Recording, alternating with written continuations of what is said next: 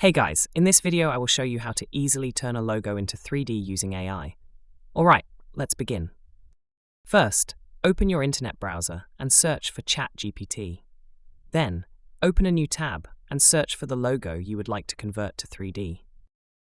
Also, make sure to download the image representing the type of 3D art you would like to generate. Next, upload the logo you want to convert into 3D. You can either upload the image file directly or search for the logo online, copy it, and paste it into the chat window. Once you have your logo uploaded, the next step is to give the instruction to convert the flat logo into a 3D design based on the reference image's style.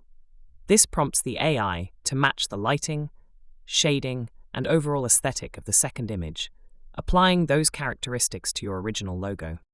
Within a few moments, ChatGPT will generate a 3D version of your logo. You'll notice that the colors, shadows, and textures closely resemble the reference design you provided.